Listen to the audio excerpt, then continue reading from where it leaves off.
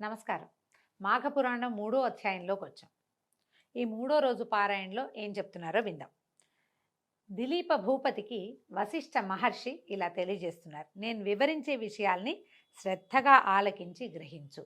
ఇది అత్యంత పురాతనమైనది, ఎప్పుడో జరిగిందట. కృతయుగం నాటి కథ చెప్తున్నారు. ఒకనాడు వింధ్యాచలము మరియు హిమాచలము మధ్య ప్రాంతంలో కరువు కాటకాలు వచ్చి ప్రజలు చాలా ఇక్కట్లకి లోనయ్యారు. ఈ కరువు కాటకాలు వస్తాయా కృతయుగంలో అంటే? ఉన్నాయటండి అప్పుడు కూడా. గజం కేవలం 23,000 రూపాయలతో 165 గజాల భూమి కేవలం 38 లక్షలు మాత్రమే. తాగడానికి నీరు కానీ తినడానికి తిండి కానీ లేక ప్రజలు కటకటలాడిపోయారు. పశువులకు సరైన మేత లేక నశించిపోసాగాయి. ప్రజలు ఆర్థిక బాధలతోటి అలమటించిపోయారు. ఇంకా వారేమి యజ్ఞయాగాదులు క్రతువులు చేస్తారు? యజ్ఞం యాగం దానం ఎప్పుడు చేస్తామండి? మనకు అబండెన్స్ ఉంటే, బాగా డబ్బులు అవకాశాలు ఉంటే అప్పుడు బోల్డన్ని చేస్తాం. లేకపోతే ఏం చేస్తాం? ఉపవాసం తప్పిస్తే ఇంకేమీ చేయలేకపోతాం. అయితే దేవతార్చనలు కానీ ధర్మకార్యాలు కానీ జరగలేదు ఆ కాలంలో. అడవులందు తపస్సు చేసుకునే మునీశ్వరులు కూడా ఈ కరువు కాటకాలకి తట్టుకోలేక వలసపోవటం మొదలుపెట్టారు. మునీశ్వరులు వీళ్ళంతా ఏమిటి, వీళ్ళకి ఏదో కొద్దిగా అది నివర్ధాన్యాలు అవి పండేవి, ఏదో కొంచెం వండుకునేవారు. భిక్ష లభించేది అపారంగా. అంటే ప్రజలు గనక ధనధాన్యాలతో తొలుతొగుతూ ఉంటే వాళ్ళ దగ్గర నుంచి యజ్ఞయాగాది క్రతువులకి కావలసిన సంభారాలు వచ్చేవి. ఋషీశ్వరులకి మునీశ్వరులకి కావలసిన భిక్ష కూడా లభించేది. వాళ్ళ దగ్గర ఏం లేదు, వాళ్ళు వీళ్ళకేం పెడతారు? వీళ్ళకి పెట్టలేకపోయారు. దాంతో మునీశ్వరులు కూడా వలస వెళ్ళిపోవటం మొదలుపెట్టారట. ఈ ప్రాంతంలో ప్రవహిస్తున్నటువంటి రేవా నదీ తీర ప్రాంతం అంతా కూడా, రేవా నది చాలా, ఈ రేవా తీరం ఎక్కడ కనపడుతుంది మనకి? సత్యనారాయణ వ్రత కథలో రేవా తీరంలో చెప్తారనమాట. రేవా అనే నది ఉందని. విడిగా మనకెక్కడ ఆ నది కనిపించదు, అంటే మన ప్రాంతంలో లేదు కాబట్టి. ఇదంతా నీళ్లు తగ్గిపోయి ఫలవృక్షాలు పంట భూములు ఎండిపోవటం మొదలుపెట్టాయి. కనీసం తాగడానికి కూడా నీరు లేని దుస్థితి దాపురించిందట. ఈ అడవిలో బహుముఖ ప్రజ్ఞాశాలి తపోధన సంపన్నుడైన భృగు మహర్షి కూడా నివసిస్తూ ఉండేవాడు. ఈ అనావృష్టి ప్రభావం ఆయన కూడా తగిలింది. ఆయన కూడా ఈ నీచ నికృష్ట కరువు కాటక స్థితిని భరించలేకపోయాడు.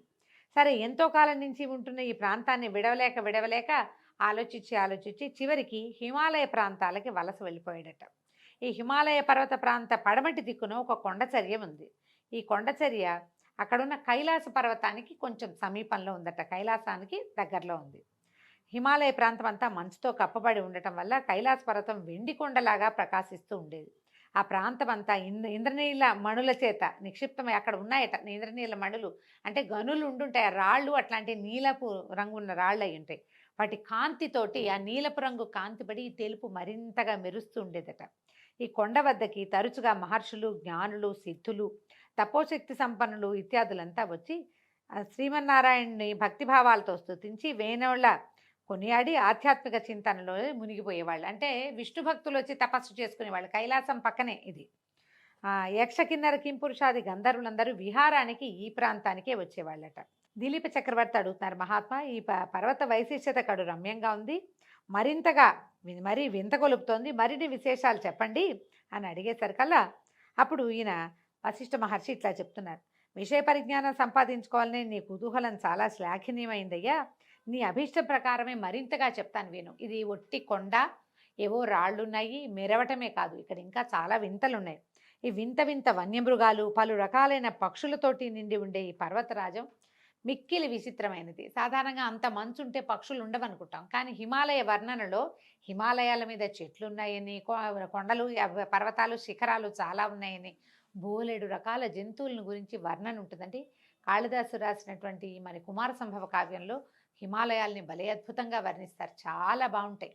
ఇవి కూడా అందులో నుంచి చెప్తున్నారనమాట. ఇంతలి చెట్లు చిత్రాతి చిత్రములైన వర్ణములతోనూ ఫలపుష్పాదులతోని నిండి ఉండి కడు రమ్యంగా ఆకర్షణీయంగా ఉంటాయి. ఆ పర్వతరాజం 30 యోజనాల పొడుగు, 10 యోజనముల ఉన్నతమై అలరారుతూ ఉంటుంది. ప్రకృతి సౌందర్యాన్ని అంతటినీ సంతరించుకున్నటువంటి ఆ పర్వతరాజం దగ్గరికి భృగు మహర్షి వచ్చి ఆ పర్వతం యొక్క అందచందాలకు, సుందర నయనానందకర దృశ్యాలకు ఉంది కడు సంతోషాన్ని పొందాడు. తాను తదేక దీక్షతో తపస్సు చేసుకోవడానికి ఇదే అనువైన ప్రాంతమని అనుకుని అచోటనే తన ఆశ్రమాన్ని నిర్మింపజేసుకుని తపస్సు కొనసాగించాడు. ఇట్లు కొంతకాలం అయింది. భృగు మహర్షి యొక్క తపస్సు నిర్విఘ్నంగా కొనసాగుతూ ఉంది. అత్యంత పరమనిష్టాగరిష్ఠుడైనటువంటి భృగు మహర్షికి ఆ ప్రాంతం ఎంతో తగినట్టుగా ఉంది. సంతృప్తిగా తపస్సు చేసుకుంటూ ఉండేవాడట. కొన్నాళ్ళు అయిన తర్వాత ఒకనాడు ఒక గంధర్వుడు భార్యా సమేతుడయ్యి ఈ పర్వతం మీదకి వచ్చి విహరిస్తూ తపస్సు చేసుకుంటున్న భృగు మహర్షిని చూశాడు. మహర్షి పట్ల ఆకర్షితుడై తన వృత్తాంతాన్నంతా చెప్పాడు. దగ్గరకు వచ్చి నమస్కారం చేశారు భార్య భర్త ఇద్దరు. అతను ఏం చెప్తున్నాడు? ఓ మహాత్మా, తమరు తపోశక్తి సంపన్నులు, సర్వజ్ఞులు కావున మీరు దయతలిచి నా కష్టాలని కడతీర్చమని ప్రార్థిస్తున్నాను అన్నాడు. అనేసరికల్ భృగు మహర్షి, గంధర్వ, నీకు వచ్చిన కష్టం ఏమిటి? నువ్వెందుకు విచారంగానో భార్యాద్వితీయుడుగా ఉన్నావు. భార్యాభర్తలిద్దరూ కలిసి ఉంటే ఇంకా కష్టం ఏమిటి? అదే కాదు అత్యంత సుఖమైన సంగతి. ఇలా ఎందుకు బాధపడుతున్నావు? నీ వృత్తాంతం అంతా చెప్పు. ఏ విషయం వల్ల నువ్వు బాధపడుతున్నావో నాకు అర్థమయ్యేలాగా చెప్పమన్నాడు. అప్పుడు గంధర్వుడు చెప్పాడు, ఓ భృగు మహర్షి, నా కష్టాన్ని నేను ఏ విధంగా చెప్పను? నాకు పూర్వజన్మ పుణ్యఫలమున స్వర్గం ప్రాప్తించింది, కానీ నాకెందుకో పులి ముఖము కలిగినది. ఈ వచ్చిన గంధర్వుడు శరీరం అంతా అందంగా సౌష్ఠవంగా చక్కగా బంగారపు రంగులో మెరిసిపోతూ వివిధ రత్నాభరణాలు ధరించి చక్కగా ఉన్నాడు. కానీ అతని ముఖం పులిలాంటి ముఖం, పూర్తిగా పులిగా లేడు. కానీ ఒక రకమైన భీషణమైందంటే గండస్థలాలు అవి ఇలా గండరించి ఉండటము, కళ్ళు అవి విస్తారంగా ఉండటం, అంటే విశాలమైన నేత్రాలు కావవి, పులి కళ్ళు ఇట్లా పైకి లేవదీసినట్టుంటాయి. కనుబొమ్మలు తక్కువగా ఉండటం, మొహం గండుగా ఉండటం. అందమైన ముఖం కాదు, శరీరం చక్కగా ఉంది లావణ్యంగా, ముఖానికి ఆ లావణ్యం లేదు. పులిలాంటి ముఖ కవళికలు కలిగి ఉన్నాడనమాట. ఈ పులి ముఖంతో బాధపడుతున్నాడు. నాకు ఈ దురవస్థ ఎందుకు కలిగిందో తెలీదు, నేను చేసిన పాపం ఏమిటో నాకు బోధపడదు. మిగిలినవన్నీ బాగున్నాయి, నా భార్య కూడా చాలా బాగుంది అంటున్నాడు. ఈ పులి మొహంతో చాలా బాధలు పడుతున్నాను, ఎవరికి నా మొహం చూపించలేను. నన్ను చూసిన వాళ్ళంతా నేను పులినని పలకరించరు, మామూలుగా నడిచెళ్ళినా కూడా. ఈమె నా భార్య అత్యంత రూపలావణ్యాలు కలిగింది, మిక్కిలి గుణవంతురాలు, మహాసాధ్వి. పైగా నా వికృత రూపం వల్ల నేను అందరికీ దూరం అయిపోతుంది. ఈమె సాధ్వే, ఆ అమ్మాయి నాతోటే ఉంటుంది. ఈమె నాతో ఉండటం వల్ల ఆమె కూడా ప్రపంచంతో సంబంధం లేకుండా పోతుంది. అదొక బాధగా ఉందన్నమాట. నాకు ఈ రూపకారణాన్ని తెలిపి దాని నివారణోపాయం కూడా తెలపమని వేడుకుంటున్నానని పదే పదే ప్రార్థించాడట. గంధర్వుని వృత్తాంతము, అతని దీనాలాపాలు విని అతని వికృత రూపాన్ని చూసినటువంటి భృగు మహర్షి హృదయం ద్రవించింది.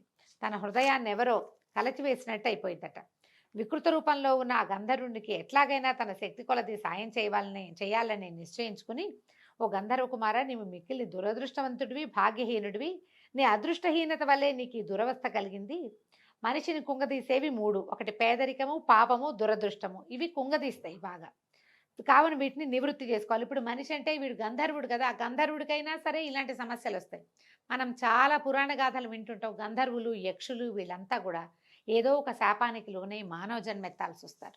రకరకాల నానా యోనుల ఎందు పుట్టాల్సి వస్తారు. వాళ్ళకు కూడా వస్తాయి. పూర్తిగా దేవయోనులు కాదు, వాళ్ళు పూర్తిగా దేవతలు కాదు, ఆ జాతులకి చెందిన వాళ్ళు. దానివల్ల వాళ్ళకి స్థానభ్రంశము, పదవి భ్రంశము, ఆ శరీరమే లేకపోవటము, ఇలాంటి రకరకాల అవస్థలు వస్తాయి. అందుకని దానికి చెప్తున్నారనమాట. ఇది ఒక మాఘమాస స్నానం వల్లే సాధ్యం. దీనికి అదే పరమౌషధం.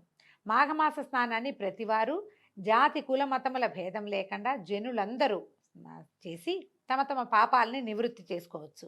కావున నీవు కూడా నీవి భార్యతో సహా ఈ మాఘమాస పర్వదినములందు నదీ స్నానాన్ని చేయి, నీకు శుభములు చేకూరగలవు. ఇప్పుడే మాఘమాసం మొదలైందని చెప్తున్నారు. ఇది మాఘమాసమే కాబట్టి మీ ఇద్దరు నదీ స్నానం చేసి పవిత్రులై విష్ణు పూజ నిర్వహించండి, మీకు మేలు కలుగుతుంది అన్నారు.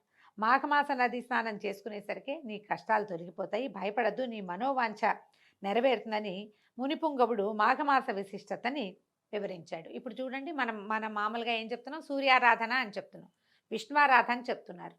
ఈ మాఘంలో స్నానం చేసి విష్ణువాలయాన్ని దర్శించడం చాలా మంచిది, విశేషమైంది.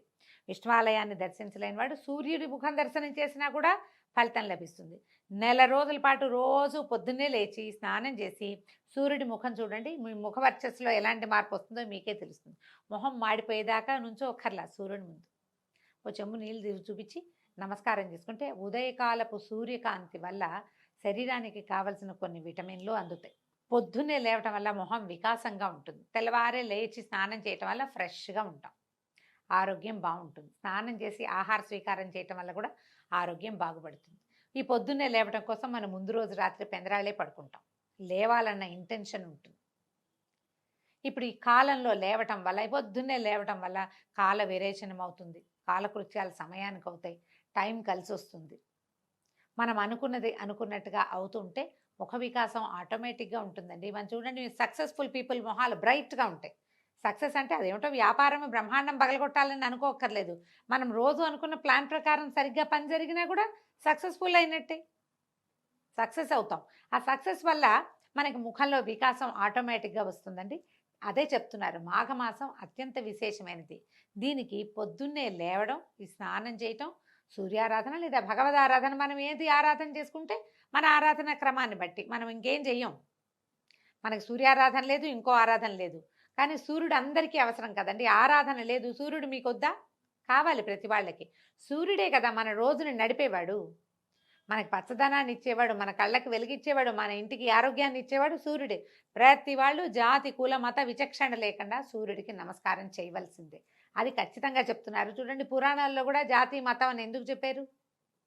నేను సూర్యుడిని ఆరాధించండి, ఆరాధించను, నేను గణపతిని ఆరాధిస్తాననేవాళ్ళు ఆ కాలంలో కూడా ఉన్నారు.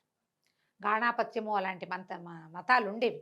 అయినా సరే సూర్యుడికి నమస్కారం చేయాలి, స్నానం చేయాలని చెప్తున్నారు. గంధర్వుడు అతని భార్య కూడా శ్రద్ధగా ముని చెప్పిందంతా విన్నారు. మాఘమాస మాహాత్మ్యాన్ని గ్రహించారు. వెంటనే సమీపమునందున్న నదిలో సతీ సమేతంగా గంధర్వుడు ముని చెప్పినట్లే స్నానం చేశాడు. అయితే కథలో చెప్తారంటే అంతే, ఇలా ఒక్కసారి స్నానం చేయగానే ముఖవర్చస్సు మామూలుగా అయిపోయిందని. ఈ నెల రోజులు మాఘ స్నానం చేయటం వల్ల, సూర్యారాధన చేయటం వల్ల, విష్ణువారాధన చేయటం వల్ల మాఘం అవ్వగానే అతనికి ముఖంలో మార్పు వచ్చిందని పద్మపురాణంలో చెప్పబడిందండి. మామూలు పురాణాల్లో ఒక్కసారి చేస్తే అయిపోతుంటారు, ఒక్కసారి చేస్తే కాదు, సమయం పడుతుంది కానీ అవకాశం ఉంది. అయితే క్రమంగా అతనికి ముఖంలో ఉన్నటువంటి పులి రూపం పోయి అందమైన ముఖవచ్చతోటి వెలిగిపోసాగాడు.